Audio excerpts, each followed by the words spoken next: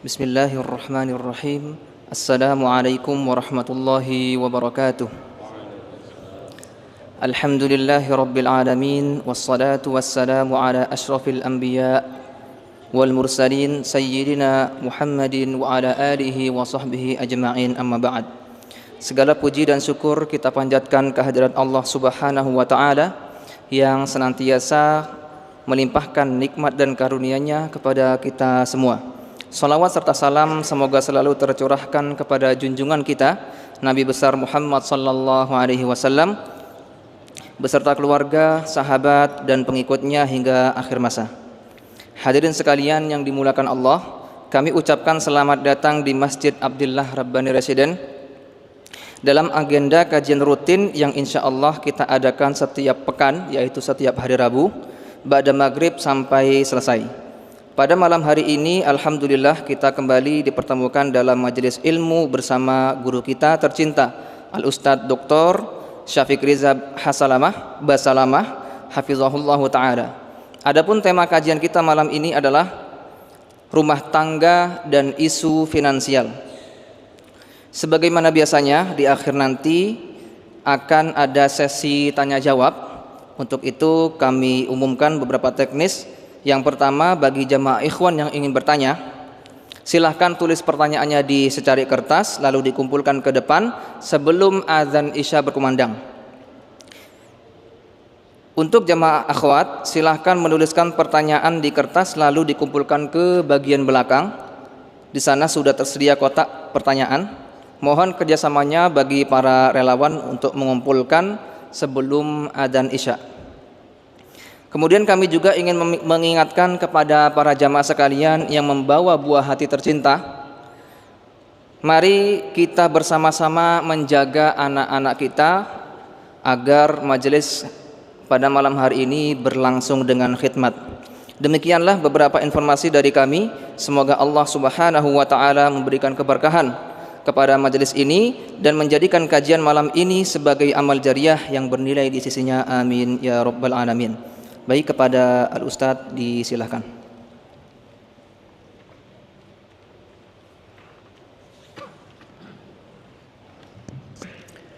Assalamualaikum warahmatullahi wabarakatuh. Alhamdulillah alladzi bi ni'matihi tatimmus shalihat. Segala puji bagi Allah Jalla Jalaluh yang karena nikmatnya kebaikan-kebaikan menjadi sempurna, yang karena rahmatnya niat-niat baik hamba dapat terlaksana. Allahumma salli wa sallim ala abdika wa rasulika Sayyidina wa maulana Muhammadin wa ala alihi wa ashabihi ajma'in, amma ba'd. Ahibbati fillah, bicara finansial yang sejatinya kalau kita membaca jurnal-jurnal ilmiah, hasil penelitian banyak lembaga berkaitan dengan kesehatan mental yang menimpa banyak, atau penyakit mental yang banyak menimpa banyak manusia, sehingga mereka depresi, hidup dalam kecemasan dan kegelisahan. Ternyata salah satu faktor utamanya adalah finansial.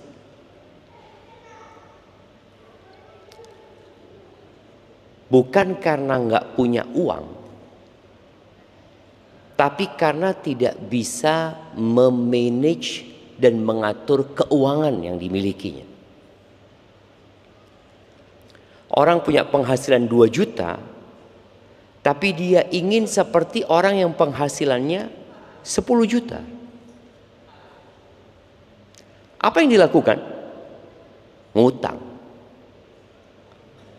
Melihat kawannya ganti HP, wajar dia ganti HP. Dia punya penghasilan yang cukup untuk ganti HP tiap 2 bulan, anggap. Ini orang punya penghasilan, kalau dikumpulkan setahun nggak cukup untuk membeli HP tersebut sebenarnya. Makanya para ulama menyebutkan dalam urusan keuangan ini ada dua hal yang dibutuhkan. Mereka menyebutkan liidaratil amwal, untuk mengatur keuangan itu butuh iradah wa dirayah. Dibutuhkan apa? Iradah wa dirayah. Iradah itu adalah dibutuhkan kemauan. Antum memang mau mengatur keuangan atau tidak? Yang kedua dibutuhkan dirayah. Dirayah itu dibutuhkan ilmu. Kalau punya kemauan tapi tidak punya ilmu yang cukup dalam mengatur ekonomi keluarga, maka berantakan. Sebaliknya, kalau punya ilmu tapi nggak punya kemauan, ya sama aja.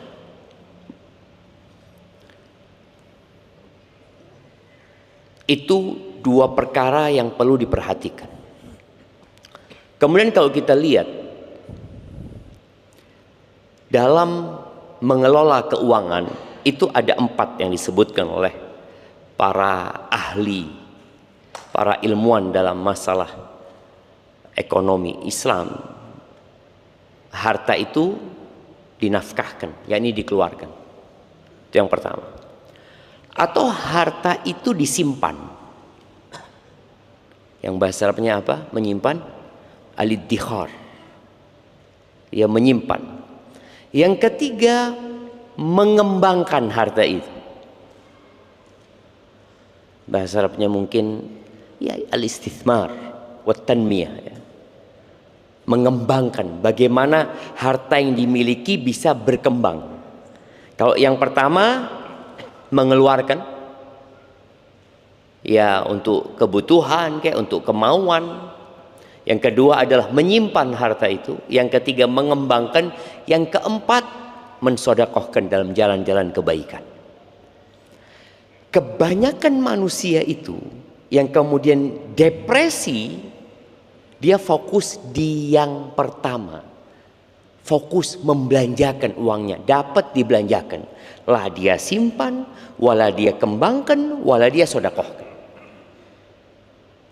Pokoknya dapat duit dimakan. Dalam urusan makan saja Allah membuat sebuah aturan. Kulu washrabu wala tusrifu. Makanlah dan minum. Ini kebutuhannya. Kita nggak bicara pakaian sih. Kita bicara sebuah kebutuhan yang mau tidak mau manusia harus melakukannya, yaitu makan dan minum. Jadi kalau kita bicara kerja, cari duit buat apa sekarang? Buat makan lah. Makanya sampai ada istilah mencari sepiring nasi. Itu sebuah istilah paten sudah. Nggak ada ceritanya saya bekerja untuk dapat pakaian. Sampai teman-teman yang merantau ke negeri seberang, dia bicara saya merantau untuk mencari sesuap nasi, sepiring nasi, padahal bohong. Dia ingin punya rumah. Kalau sepiring nasi nggak perlu merantau. Sisanya buat umroh katanya. Enggak. Jadi tetap kebutuhan inti manusia ketika bekerja adalah kebutuhan perutnya. Dan Allah membuat aturan. Kulu washrabu wala tusrifu. Makan dan minumlah, jangan berlebih-lebihan. Jadi ada larangan berlebih-lebihan dan ada larangan tabdzir. Wala tubadzir tabdzira. Innal mubadzirina kanu ikhwanas syayatin. Orang-orang yang mubadzir itu saudaranya setan. Sebagian ulama menyamakan antara al-israf wa tabdzir. Sebagian menyamakan antara berlebih-lebihan dengan mubadzir itu disamakan. Tapi pendapat yang lebih kuat enggak. Dua hal ini berbeda. Yang namanya berlebih-lebihan itu, dia membelanjakan hartanya dalam sesuatu yang halal tapi berlebihan. Halal tapi lebih. Kalau tabdzir itu membelanjakan harta dalam keharaman. Walaupun sedikit, itu mubadzir. Orang merokok itu berlebih-lebihan apa mubadzir? Nah, mubadzir. Ada sebagian orang yang berpikir, Ana dapat sebuah podcast ya, yang menjelaskan rokok itu termasuk penyumbang pendapatan negara terbesar gitu ya. Disebutkan seperti itu. Sebenarnya yang nyumbang itu bukan pabrik rokok. Siapa yang nyumbang? Ya perokok ini. Perokok ini yang nyumbang. Dan ternyata rokok itu penyumbang penyakit terbesar. Jadi seharusnya antum nyumbang negara tanpa harus sakit. Antum fadol, antum punya uang lebih, ana sumbangkan ke negara. Fadol. Tanpa menyumbang penyakit untuk negara ini. Maka tadi, apakah merokok ini termasuk mubadzir, di mana seorang mengeluarkan uangnya yang hanya akan kembali kepada dirinya sedikit manfaat plus mudarat yang banyak. Jadi membelanjakan harta itu yang urusannya makan aja ada aturannya, tidak boleh berlebih-lebihan. Dan ternyata kalau kita ngelihat kebanyakan masalah finansial di keluarga ini karena memang tidak bisa memanage uang yang didapat. Baru dapat uang sedikit, nah ini mahasiswa nih, mahasiswa masa dengan belanja makanan matang lebih murah mana? Masak. Tapi mahasiswa males. Ana hampir tiap hari yang melihat mahasiswa itu belanja di Lantaburi sana. Makanan ini, ada lagi. Nggak tahu bapak ibunya delosor cari uang. Nggak tahu. Artinya ketika dia sejak mahasiswa sudah tidak bisa mengatur keuangan, maka tatkala dia berkeluarga, kebiasaan konsumtif itu akan berlanjut. Ada seorang konglomerat besar, ketika datang dia dengan mobil mewah, dia ditanya, apa nasihatmu buat anak-anak muda? Kebanyakan anak muda ini kan ngelihat ke mobilnya, tidak melihat bagaimana perjuangan dia bisa sukses. Dia katakan, nasihat anak buat anak muda, jangan beli kopi di kafe. Nasihatnya, jangan. Terus engkau bikin di rumah. Engkau di rumah $1 jadi kopi. Di kafe $10. Apa alasanmu untuk mengeluarkan uang $9 sedangkan engkau nggak punya duit gitu loh. Kadang-kadang hanya untuk bergaya. Kenapa kafe menjamur bukan hanya di Jember? Kafe-kafe itu menjamur, jamaah. Karena kafe itu sedang berburu manusia-manusia konsumtif. Yang akhirnya mereka sampai tua nggak kaya-kaya. Karena dia beli kopi berapa? Berapa sih kopi paling murah di kafe-kafe itu, jamaah? 20.000? Hah? 25 ya, 25. Kalau bikin sendiri di rumah, hah? 3.000 dapat, kurang zen Ustaz. Ini ketika dia bujangan, dia sudah nggak bisa mengontrol keuangan dia. Gajimu berapa sih? Tadi yang kita bicarakan ada 4 hal: membelanjakan, menyimpan, mengembangkan, atau mensedekahkan. Yang antum lakukan apa? Belanja terus.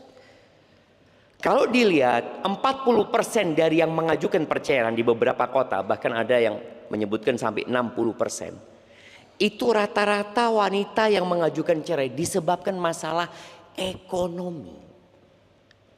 Bukan nggak ada uang,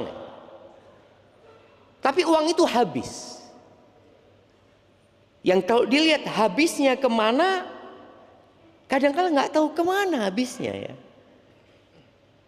Ternyata dia yang tidak bisa memanage keuangan itu. Ahibati fillah, Rasul sallallahu alaihi wasallam di dalam sebuah hadis riwayatkan Abu Dawud dan Nasai, beliau itu berlindung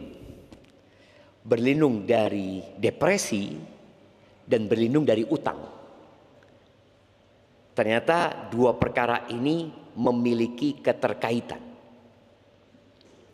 Sedangkan gaya hidup masa kini itu menyuruh orang untuk berhutang, memotivasi. Bahkan bagaimana orang itu kalau bisa rumahnya utang, mobilnya utang, HP-nya utang, apa lagi? Bajunya utang, makan pun bisa utang. Kan ada pay later kan? Orang bisa bayar nanti. Apa doa Nabi SAW? Allahumma inni a'udzubika minal hammi wal hazan. Beliau mengatakan, ya Allah, aku berlindung kepadamu dari kesedihan dan kegalauan. Sedih itu untuk masa lalu, gelisah cemas itu untuk masa yang akan datang. Yang kedua, wa a'udzubika minal ajzi wal kasal. Aku berlindung kepadamu dari kelemahan dan kemalasan. Ajiz wa kasal. Ajiz itu tidak mampu, kasal itu tidak mau. Ajiz itu nggak mampu. Makanya pesan Nabi SAW, la ta'jaz, atau la ta'jiz. Engkau jangan lemah, jangan bicara, aku nggak bisa, aku nggak mampu.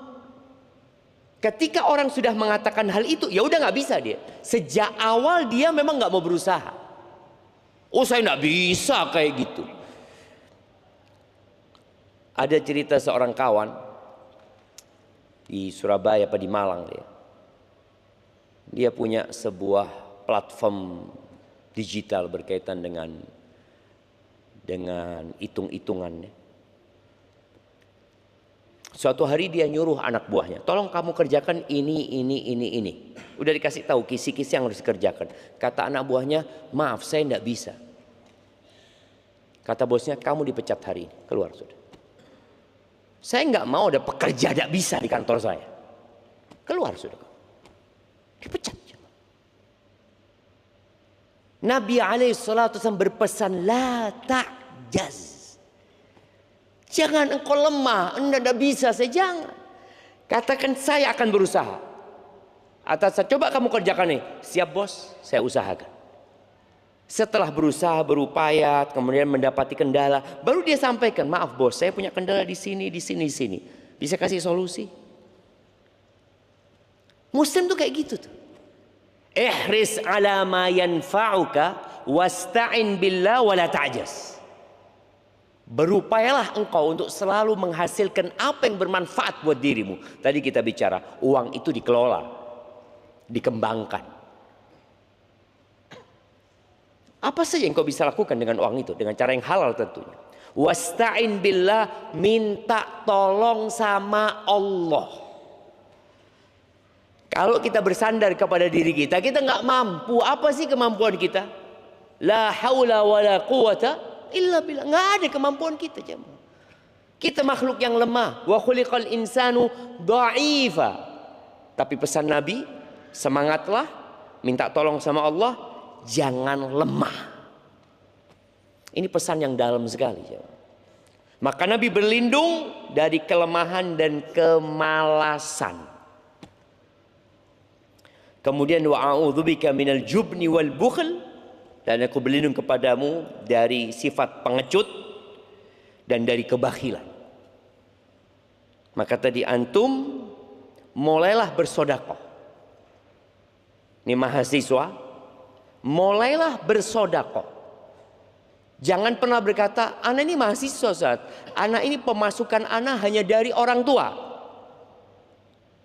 Dia lupa bahwa ada rizki dari arah yang tidak disangka-sangka. Yang ada dalam benak dia orang tua, orang tua, orang tua. Ainal iman? Wa may yattaqillaha yaj'al lahu makhrajan wa yarzuqhu min haitsu la yahtasib. Barang siapa bertakwa kepada Allah, niscaya Allah akan kasih solusi untuk semua masalah dia dan kasih rizki dari arah yang tidak disangka-sangka. Jadi usahakan ketika antum dapat duit, sudah antum atur. Kalau tadi kita bicara ada 4 hal, membelanjakan, menyimpan, mengembangkan, atau mensedekahkan.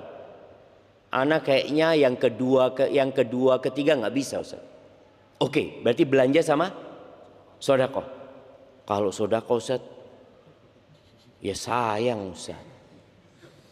La hibbati fillah. Setiap pagi, ya ini untuk semua yang punya masalah finansial ya, di keluarganya, yang permasalahan itu akan menyebabkan kegalauan, kecemasan, depresi, yang dari depresi itu akan menyebabkan hubungan antara suami istri jadi sering tersulut emosi, maka banyakin sedekah.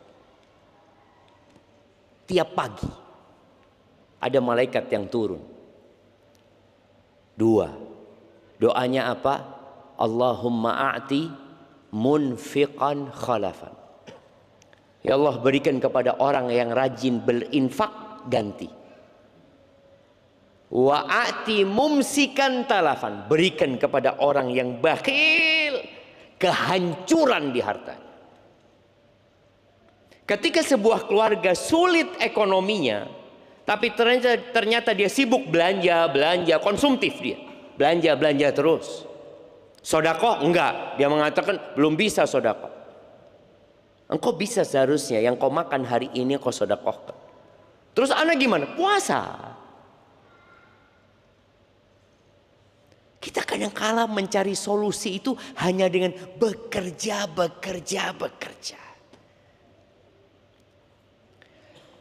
Jadi ingat, Nabi SAW berlindung dari kebakhilan.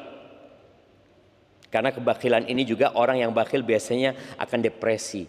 Karena dia takut uangnya habis. Nanti bagaimana kalau uangnya habis padahal Allah janji akan kasih ganti. Kemudian yang terakhir, beliau berlindung dari min ghalabatid dain wa qahrir rijal. Dari terlilit hutang dan ditindas oleh debt collector, ditindas oleh laki-laki. Beliau berlindung dari itu. Jadi memang masalah keuangan, masalah finansial itu masalah yang dahsyat sekali. Ada orang yang bunuh diri gara-gara masalah uang. Ada orang yang membunuh gara-gara uang. Ada orang-orang yang dibunuh gara-gara finansial. Dan ada orang-orang yang bercerai dan itu banyak karena masalah finansial. Jadi berlindunglah dari hutang. Kemudian kalau disebutkan kenapa masalah finansial menjadi pemicu utama dari perceraian, karena adanya suami-suami yang mengecewakan. Suami-suami yang mengecewakan. Ada satu janda anak 3 ditanya, kenapa engkau cerai? Suamiku udah gajinya sedikit dipakai main judi online. Habis. Ketika habis yang ada marah-marah sama istrinya. Oh tenang, pinjol. Bayangin. Dan memang tadi ada usaha masif bagaimana orang pinjem uang. Karena ada orang yang punya uang nggak mau rugi. Apa yang dia lakukan? Bagaimana uang itu berbunga. Tadi ada suami-suami yang mengecewakan istrinya. Pinjam. Atau ketika dia dapat duit, dia makan di warung. Ya kan halal Ustaz. Loh ya memang halal kau makan di warung. Tapi kalau engkau makan di warung 25.000, di rumah cuma 7.000. Tadi kita bicarakan adanya kemampuan, adanya kemauan dan ilmu yang dia miliki. Ada orang yang nggak mau sukses. Dia hanya bisa tadi makan. Duit dihabiskan, nggak pernah berkembang duit dia. Yang ada habis saja. Maka tadi suami-suami yang mengecewakan istrinya menyebabkan tadi keributan dalam rumah yang akhirnya terjadi gugat cerai. Kemudian perbedaan gaya hidup. Jadi ini juga masalah. Ada orang, anaknya orang kaya, kemudian nikah dengan orang miskin. Seharusnya kan anak orang kaya ini menyesuaikan. Atau yang miskin menyesuaikan dengan yang kaya? Hah? Kalau yang miskin menyesuaikan dengan yang kaya, dia nggak mampu. Yang ada tadi, dia akan terlilit hutang. Dan terakhir ditinggal juga sama istri. Maka antum yang menikah dengan anak orang kaya, antum harus fair. Antum jelaskan kepada mereka ketika antum melamar mau seperti itu, katakan mobil ini sewa. Antum katakan. Berani antum ngomong itu, sewa. Karena supaya nggak dikira, mobilnya Zenik, Insya Allah. Karena nggak tahu sewa dia. Ketika dia tidak menjelaskan itu, pihak keluarga perempuan menerima dengan bayangan akan hidup senang putri. Tapi ternyata sarapan telur ceplok. Wallah nikmat telur ceplok itu jemaah. Asalkan antum tidak memandang yang sarapannya sarang burung. Iya. Telur sama nasi itu anget-anget ya. Kasih kecap dikit sama bawang goreng. Aduh zen. Tapi kenapa jadi tidak zen? Karena antum memandang kepada yang sebelumnya. Ini anaknya orang kaya. Telur sama ceplok. Iya. Apa? Anak biasa sarapan itu. Masa sarapan steak ya? Makan malam lah steak ya. Apa sarapan yang mahal-mahal itu ya mah? Nggak tahu lah, mungkin yang mahal-mahal ada. Anak biasanya salmon setengah mateng. Oh, di sini iwak water ya mas. Tapi tadi gaya hidup yang berbeda. Makanya kenapa menikah itu harus kufu ya, supaya tidak terjadi keributan, supaya pasangan hidup antum menerima anak seperti ini gitu. Sehingga ketika istri antum masuk, ini rumah kontrakan, bukan rumah anak. Oke siap. Dan kamar mandinya nggak ada di sini, numpang di masjid. Umpamanya, lo antum bayangin ya, orang dulu itu rumahnya nggak ada kamar mandinya, jemaah. Lo iya, anak masih ingat di pondok itu. Waktu mondok di Bondoso itu pagi biasanya kita lari ya, setelah lari berenang. Berenangnya di sungai. Kadangkala kita lari di pematang sawah, itu sering kaki ini terjebak dalam kotoran manusia. Iya, ada orang-orang nggak ada toiletnya. Mungkin di sungai itu ada. Seperti itu ada di masyarakat. Makanya ketika orang dari awal sudah mau menerima ini kondisiku, maka ini berdampak, ini juga masalah atau akar permasalahannya ketika seorang memilih pasangan lupa dengan agamanya. Antum nikah sama anak orang kaya, kalau dia qanaah zen, nggak ada urusan. Antum ketika sampaikan kepada dia, anak nggak punya rumah, anak ngontrak rumah. Terus ya, ana gaji UMR. Berapa UMR Jember? 2,4. Iya. 24 ya. Hah? 24. Ana gaji 24. Seperti itu. Terus ana ngasih orang tua 700 sebulan. Jadi ana punya uang hanya segitu. Artinya kalau anti mau nerima ana, fadhal. Harapan ana menikah sama anti, rizki ana tambah banyak. Boleh kan? Di antara pembuka pintu rizki adalah menikah umpamanya. Jadi ingat, gaya hidup ini perlu disamakan. Kalau enggak, ya sudah akan terjadi keributan ya. Kemudian di antara yang menyebabkan perceraian gara-gara finansial ini, ada pihak ketiga yang ngompori. Boleh jadi pihak ketiga itu mertua. Boleh jadi. Ngomong sama anaknya, "Nak, kesian kau nak, ayu-ayu kayak gitu. Dapat suami udah pas-pasan wajahnya, pas-pasan fulusnya." Akhirnya sang istri akan berontak. Kita lihat bagaimana Nabi Muhammad SAW ya, menjaga rumah tangga putrinya di saat kondisi ekonomi sulit. Fatimah itu menikah dengan Ali bin Abi Thalib, wa Aliun miskin. Ali nggak punya apa-apa. Maharnya baju besi, udah dijadikan mahar. Tinggal di rumah sebelahan sama rumahnya Nabi SAW. Anda nggak tahu rumah itu apakah rumahnya Ali, karena rumah itu disebut rumahnya Fatimah memang. Itu rumahnya Fatimah. Artinya sebelum menikah dengan Ali memang tinggal di sana. Tapi wallahu alam kalau itu rumah yang membangun Ali bin Abi Thalib radhiyallahu taala anhu. Ali kesian sama istrinya. Istrinya ini putrinya Nabi SAW. Bagaimana kalau dia mau masak roti, Ali tidak bisa beli tepung.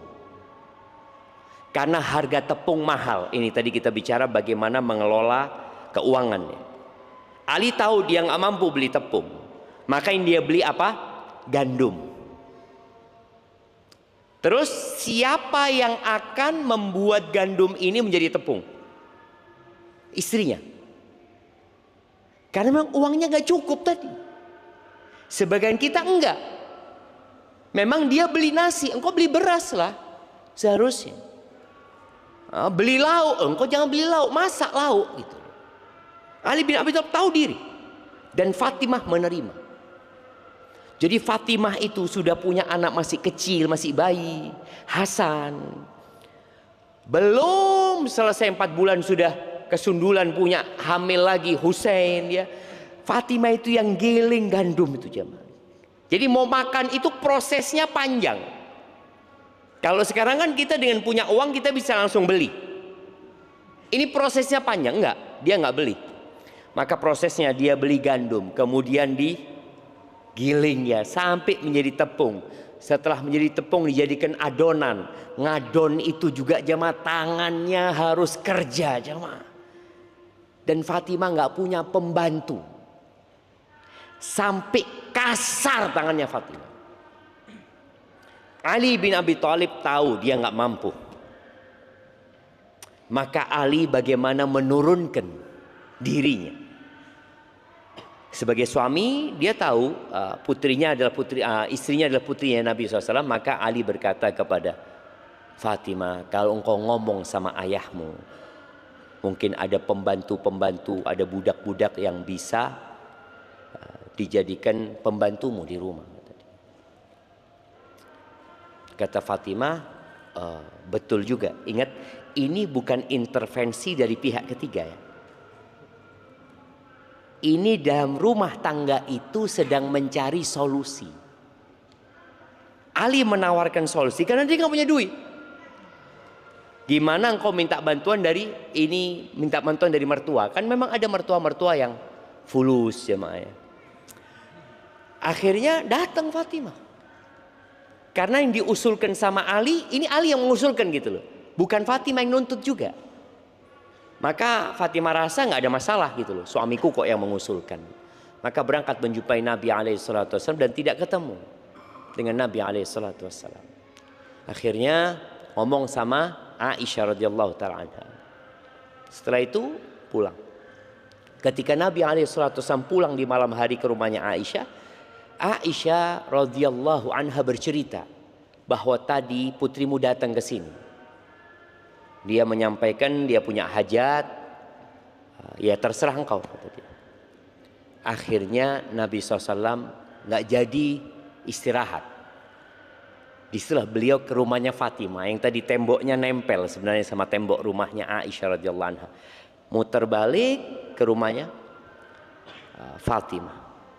Ketika Nabi SAW izin minta masuk, diperbolehkan masuk, Fatimah Sa'ali sudah istirahat, udah tiduran, mau bangun. Kata Nabi SAW, ala rislikuma, kalian tetap seperti ini, tiduran. Akhirnya Nabi SAW duduk di tengah antara putrinya dan menantunya, duduk bersila. Kata Ali bin Abi Thalib, hatta wajadtu barda qadamihi ala sadri. Aku merasakan dingin telapak kakinya Nabi SAW itu di dadaku. Karena pakaiannya dulu kan selendang ya, yang kadang-kala dadanya terbuka. Jadi kena dadanya Ali bin Abi Thalib. Apa yang dilakukan Nabi SAW? Memberikan solusi dengan memberikan pembantu? Enggak. Memberikan solusi dengan memperbaiki keimanan. Ala adullukuma bi khairin mimma sa'altuma. Kalian mau nggak aku kasih tahu sesuatu yang lebih baik daripada permintaan kalian berdua? Apa? Baca subhanallah 33 kali ketika mau tidur, baca aja. Subhanallah 33 kali, alhamdulillah 33 kali, Allahu akbar 34 kali. Subhanallah. Itu lebih baik dari pembantu. Ini solusi untuk keluarga-keluarga yang punya masalah finansial. Maka tatkala ada orang mengeluhkan masalah finansial ya ini itu, antum kasih amalan ini, coba antum amalkan ini, suami istri. Sebelum tidur antum zikir. Subhanallah, subhanallah, subhanallah, subhanallah, subhanallah, subhanallah. Ali bin Abi Thalib sejak dapat wasiat itu tidak pernah meninggalkan zikir itu. Bahkan ketika Ali ditanya pada malam perang Siffin, engkau baca itu? Aku baca. Baik, kita dengarkan azan jemaah. Barakallahu fikum.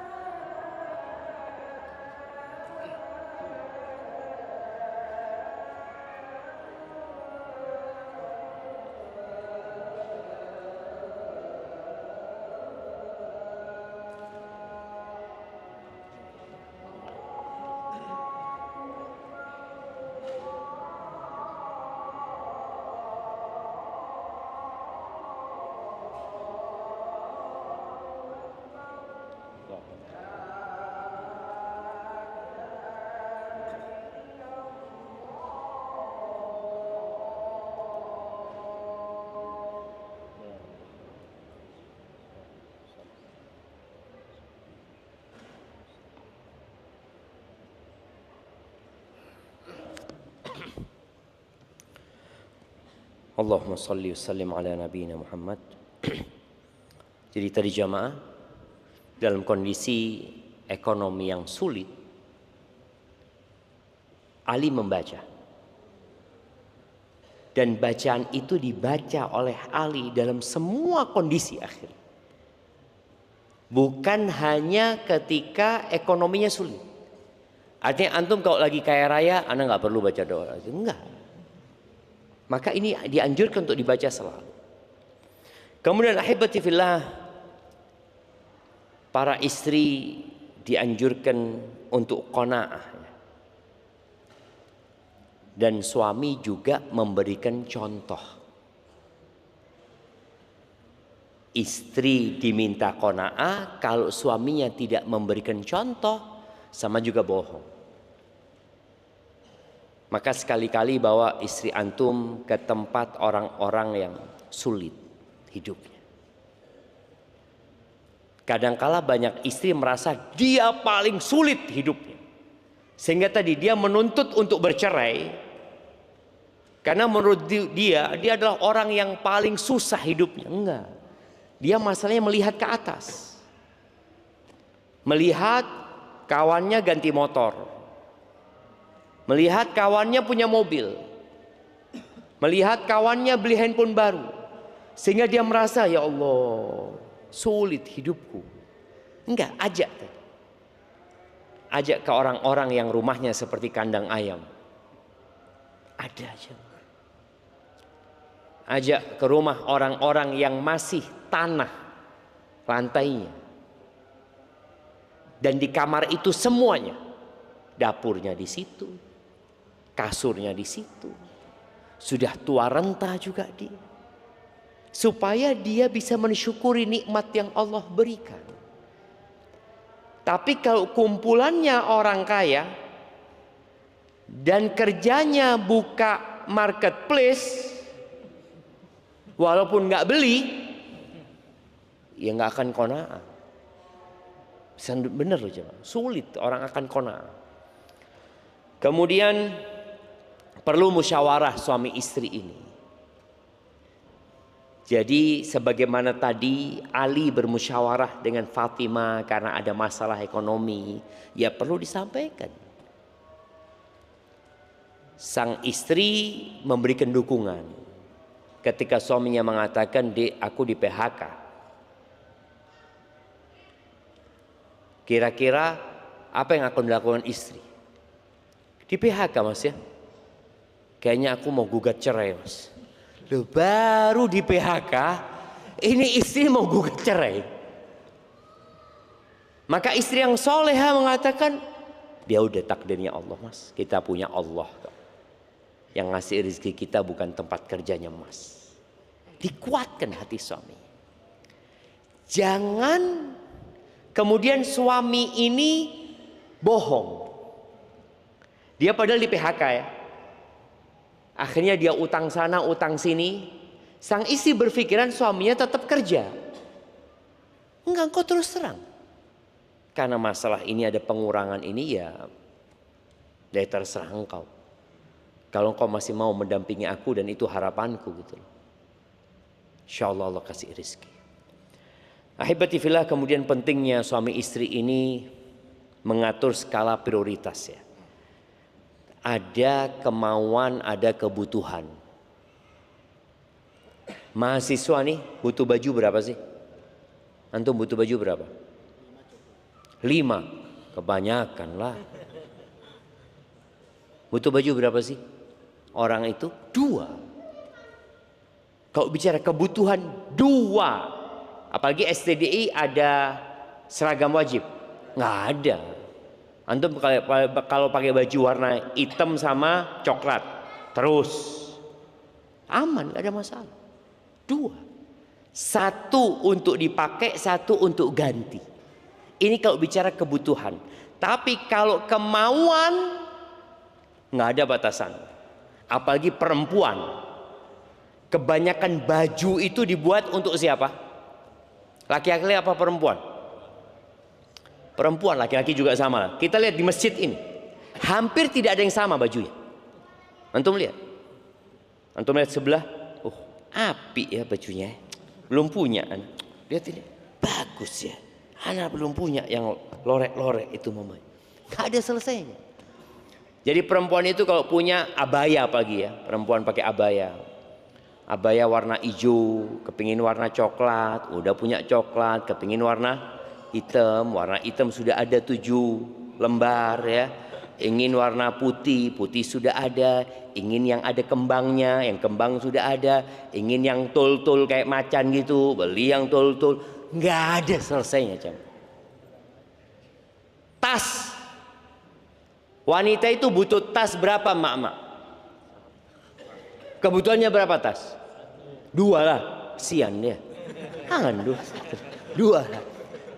1 untuk belanja, 1 buat kondangan. Ya kan? 1 buat belanja ke pasar, yang buat naruh ikan asin, ikan apa, butuhlah dia jemaah. 1 tas buat gaya. Itu kalau bicara kebutuhan 2 cukup. Tapi coba lihat, kadang-kala tasnya 6, 7, 12. Apa kegunaannya? Maka tadi skala prioritas. Kemudian berkaitan dengan anak, hendaklah jangan meniru anaknya tetangga. Jangan meniru anaknya tetangga. Anaknya tetangga baru beli sandal. Mereknya Adidas. Nggak harus engkau beli Adidas juga. Belikan Adibas. Ya artinya sesuai dengan kemampuan gitu loh. Jangan maksa aja. Kan orang kadang kala, kesian anakku. Kalah sama anaknya tetangga. Jangan. Karena nanti engkau akan terlilit hutang, padahal Nabi SAW berlindung dari hutang. Jangan berhutang kecuali kondisi darurat. Sebagian orang berpikir utang itu pemasukan. Alhamdulillah saya punya pemasukan baru. Apa? Utang. Tidak ada jemaah. Utang itu bukan pemasukan. Utang itu sebuah kecemasan. Orang bawa motor baru datang. Baru motor antum. Iya, balak motor ini. Balak dia ngomong. Iya. Hanya mengikuti kemauan. Padahal motor dia masih bisa dipakai. Kemudian yang terakhir jamaah, doa. Tawakal dan doa. Sudah kondisi antum memang seperti itu, Allah kan memang bagi-bagi rizki nggak sama. Tapi kalau orang itu dikasih sehat sama Allah, dikasih aman sama Allah, indahu qutu yaumihi, dia punya yang dia makan hari itu. Makanan hari itu saja. Apa kata Nabi SAW? Faka'annama hizat lahud dunya bihadafirih. Seakan-akan dunia dan isinya diantarkan ke rumah dia. Asalkan dia beriman tadi. Maka banyak-banyak berdoa. Serahkan semua kepada Allah SWT. Jangan berlebih-lebihan. Jangan mubadzir. Jangan utang kecuali memang kebutuhan mendesak. Dan ketika berhutang niatkan untuk membayar. Kemudian setelah itu jangan melihat ke atas. Lihatlah kepada yang di bawah. Dan ketika engkau memang gak ada yang bisa dimakan, ya puasa sunnah. Nabi SAW kadang-kala ke rumah istrinya tanya, ada yang bisa dimakan? Nggak ada. Apa kata Nabi SAW? Idzan ana shaim. Kalau gitu hari ini aku puasa. Selesai. Nggak ada masalah. Loh, nanti berbuka apa? Loh, kalau umurku sampai berbuka, insya Allah ada rezeki. Itulah imannya. Tidak panik, tidak cemas, tidak bingung. Alal aqili an la yaghtam. Orang yang berakal sehat itu nggak boleh dia cemas, nggak boleh dia gundah gulana. Kenapa? Fa innal ghamma la yanfa. Kecemasan itu nggak ada gunanya. Kecuali antum galau cemas, tahu-tahu fulus datang. Alhamdulillah. ya silahkan cemas terus antum, nggak ada masalah. Itu mungkin dapat Anda sampaikan. Semoga masalah ekonomi ini tidak menjadi masalah perceraian lagi. Masalah finansial ini tidak menjadi penyebab kecemasan. Karena orang kalau sudah punya iman, semuanya selesai. Allah akan selesaikan. Barakallahu fikum. Nah,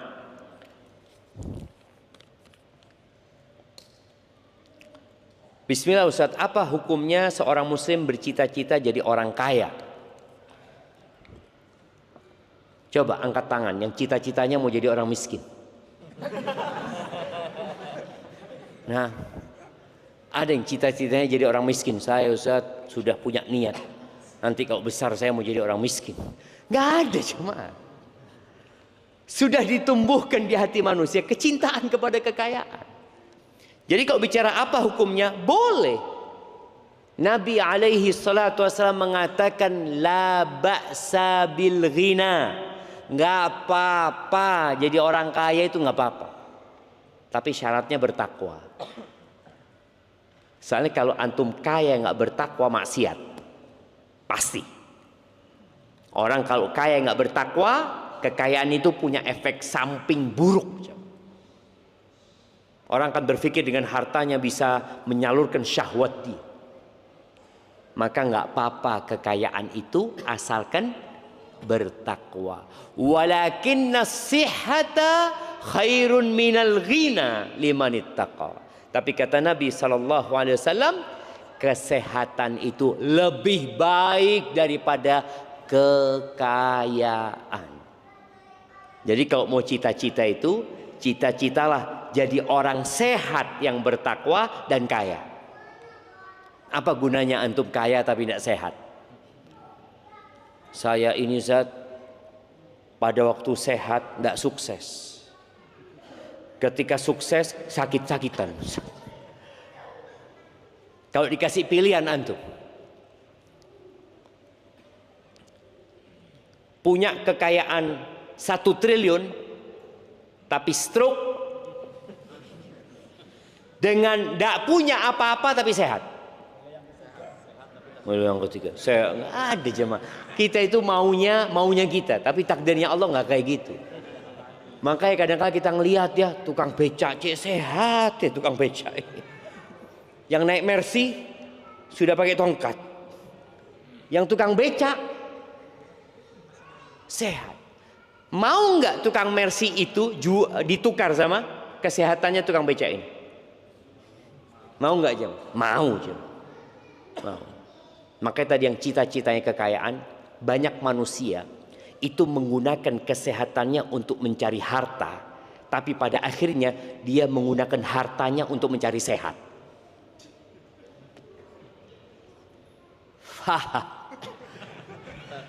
Jadi ketika sehat cari harta, ya sudah banyak hartanya cari sehat. Ke dokter sana, dokter sini, makanan ini nggak boleh, ini kolesterol ini, ya Allah, buat apa nak cari fulus banyak ini kalau ternyata nggak boleh semua jemaah. Maka tadi tolong hargain kesehatan, nikmat sehat itu syukuri. Jangan diforsir tubuh kita untuk mencari harta, lupa bahwa nikmat sehat itu jauh lebih dahsyat daripada harta. Kalau antum dapat uang, alhamdulillah ya Allah, alhamdulillah. Kalau sehat, biasa aja. Yang tiap hari sehat lah. Jadi itu aja. Jadi kenikmatan itu tidak akan dirasakan kecuali kalau hilang. Kalau sudah sakit, baru antum rasakan. Barakallahu fikum.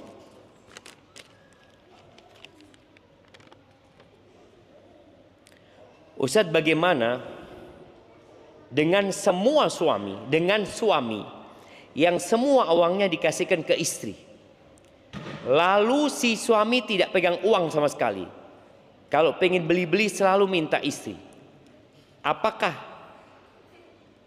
aku istri yang tidak perhatian soal finansial suami? Apakah tunggu jemaah, kok nggak paham ini? Apakah aku istri yang tidak perhatian soal finansial suami? Apa gitu? Coba apa ini? Nah,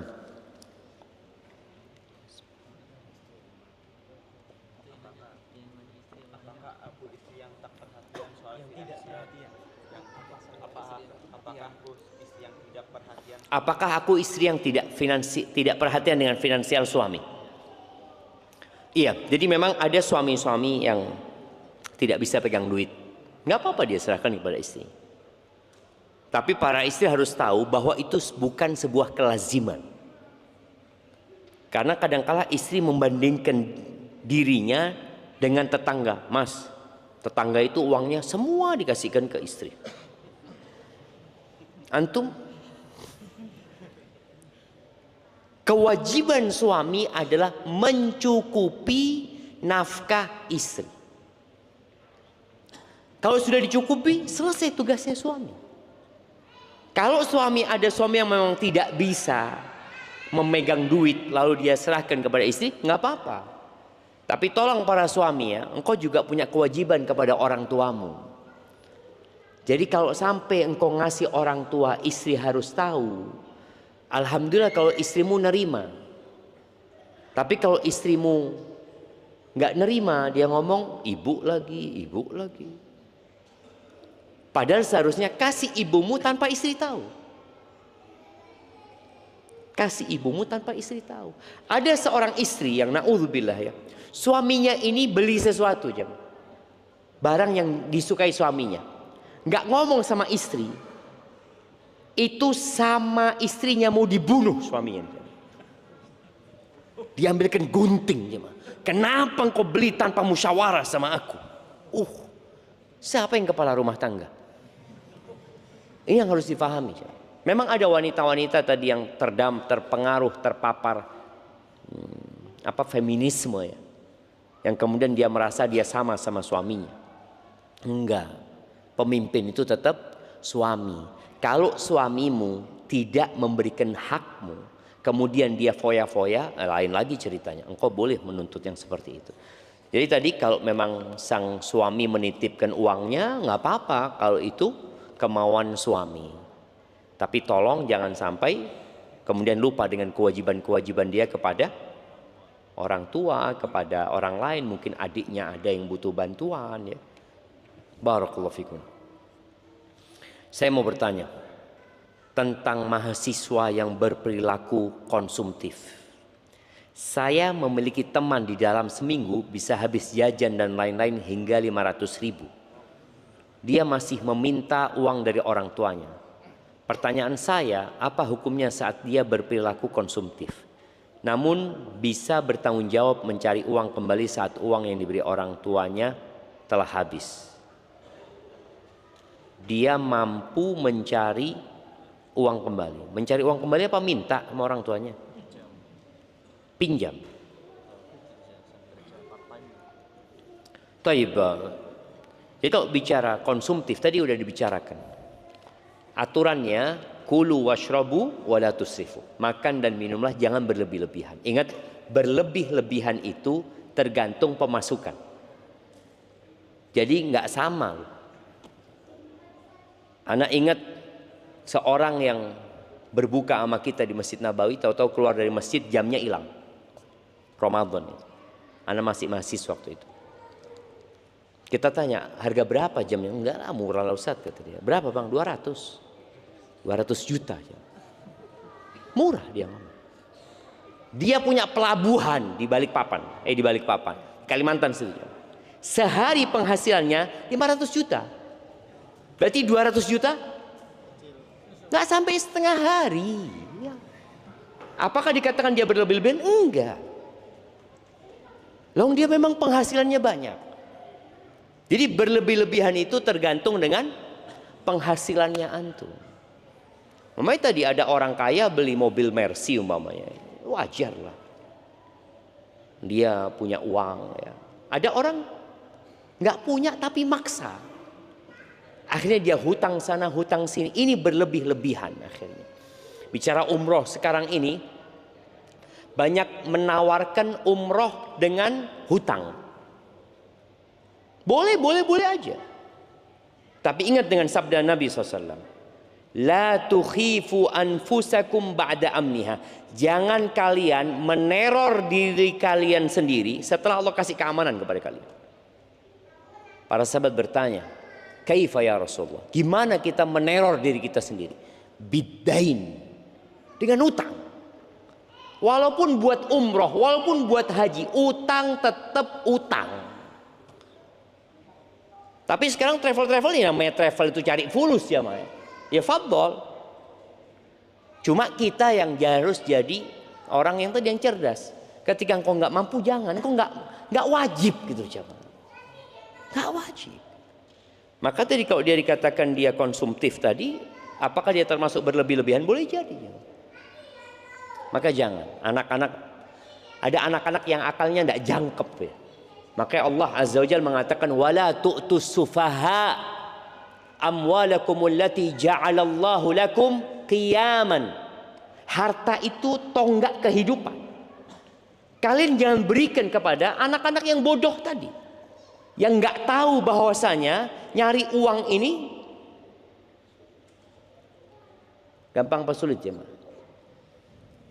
Nah, cari uang, dia kan berkata kan, cari uang lagi. Iya, tapi cari uang lagi ruwet gitu. Maka dia akhirnya masuk berlebih-lebihan, walaupun dia halal tapi berlebih-lebihan nantinya gitu. Seperti itu. Apakah hukumnya tentang anak yang tidak mematuhi perkataan orang tuanya karena kesihan?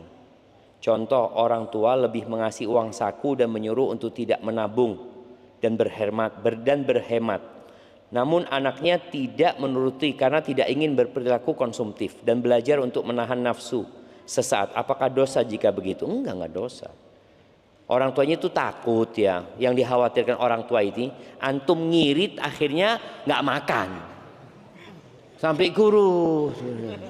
Pulang itu. Ya itu yang dikhawatirkan orang tua sebenarnya. Jadi itu insya Allah orang tua ingin antum makan sehat ya. Antum tinggal tadi, anak makan sehat tapi anak masak. Orang tua ngomong, nggak usah masak nak, fokus belajar, nggak usah mikir, beli saja. Kalau memang dia fokus belajar nggak apa-apa. Ini enggak, sore main bola, malam nongkrong. Berarti dia nggak fokus belajar. Lebih baik kau masak daripada kemudian engkau beli di luar tapi engkau nggak fokus belajar. Ustadz mohon nasihatnya untuk seorang ibu yang berjuang mendampingi pendidikan anak-anaknya dikarenakan suami lebih sibuk di luar. Terkadang terasa sedih. Namun jika tidak ada yang mengalah mendampingi anak-anak, maka kasihan waktu emas untuk pendidikan tidak maksimal. Adakah kisah ulama salaf yang mendidik 100% ibunya? Karena anak kami laki-laki sehingga harus sering dipantau saat di luar rumah. Usianya yang masih kecil SD sehingga harus sering diantar untuk ke masjid dan belajar di masjid. Karena jika belajar di rumah anaknya kurang semangat. Mohon nasihatnya agar istiqomah Ustaz. Barakallahu fikum. Iya. Ini contoh istri yang soleh aja. Dia tidak menyalahkan suami, tapi dia berusaha untuk mencari solusi untuk permasalahannya. Ada wanita-wanita yang hidupnya dihabiskan untuk mengeluh. Mengeluh, suamiku kayak gini, ini bapaknya anak-anak ini jarang pulang bapaknya merantau. Mengeluh. Apakah mengeluh menyelesaikan masalah? Enggak, hanya akan menjadi beban baru buat dia. Si ibu ini enggak. Ya sudah. Ketika suaminya tidak bisa maksimal, dia maksimalkan.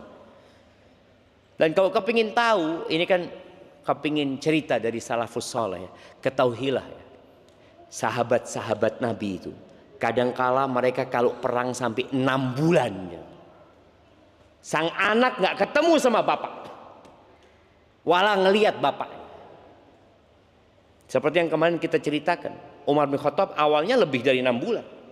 Setelah itu setiap 6 bulan suruh, 4 atau 6 bulan suruh balik. Ini menunjukkan bahwa anak-anak itu jarang ketemu sama bapaknya. Tapi ketika sang ibu dipersiapkan, ya anak-anak akan jadi anak-anak yang soleh. Imam Syafi'i mati bapaknya ketika beliau masih bayi. Imam Bukhari sama, nggak ada bapaknya, dididik sama emaknya. Sufyan ats-Tsauri emaknya juga. Antum kalau ngelihat Bagaimana peran ibu? Karena ibu itu madrasah. Apa gunanya bapak ada di rumah? Apa gunanya? Kalau di rumah cuma pegang HP bapak. Lebih baik bapak silahkan kerja cari fulus yang banyak. Daripada ada di rumah cuma main HP. Iya. Maka tadi seorang ibu yang soleha, engkau nggak sendirian.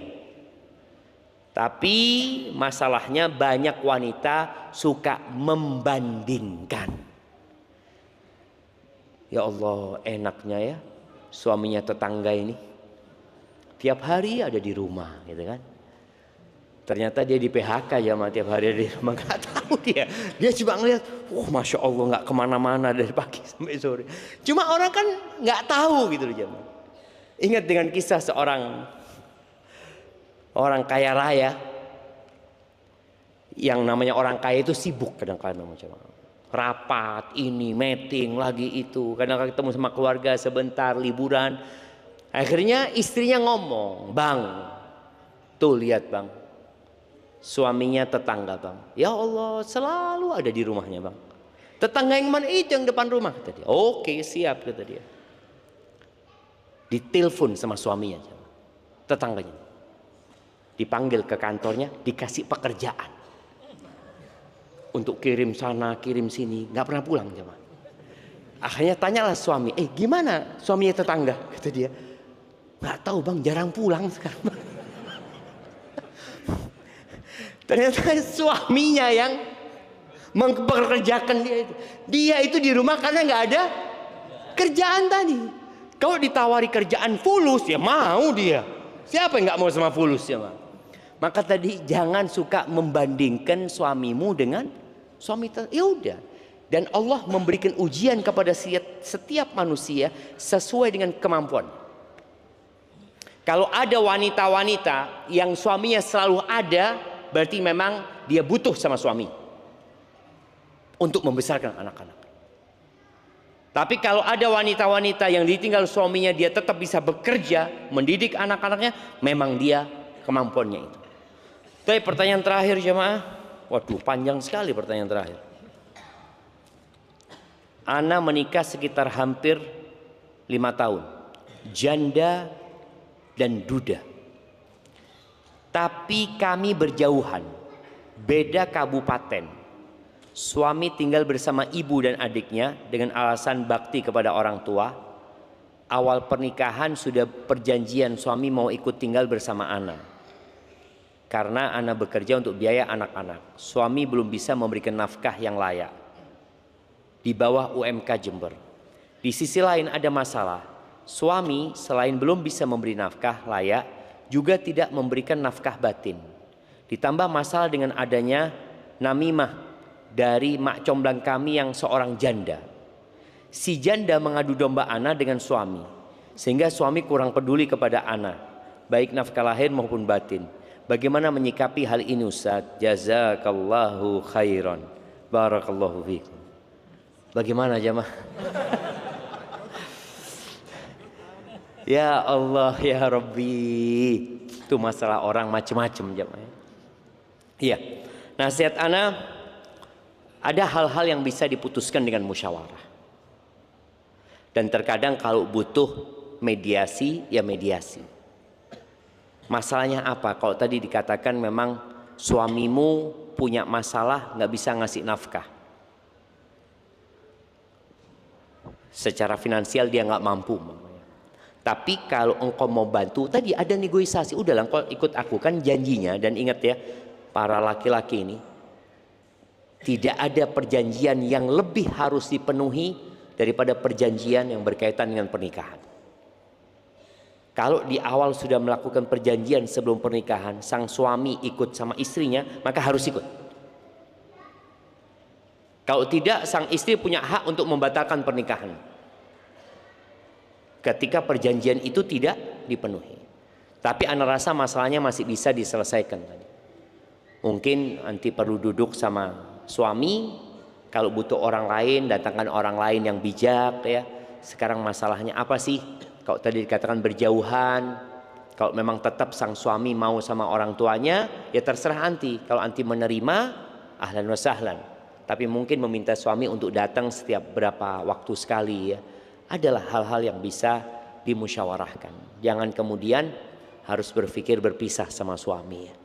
Barakallahu fiik, itu yang dapat Anda sampaikan, kurang lebihnya mohon maaf. Subhanakallahumma bihamdika asyhadu an la ilaha illa anta astaghfiruka wa atubu ilaik. Wassalamualaikum warahmatullahi wabarakatuh.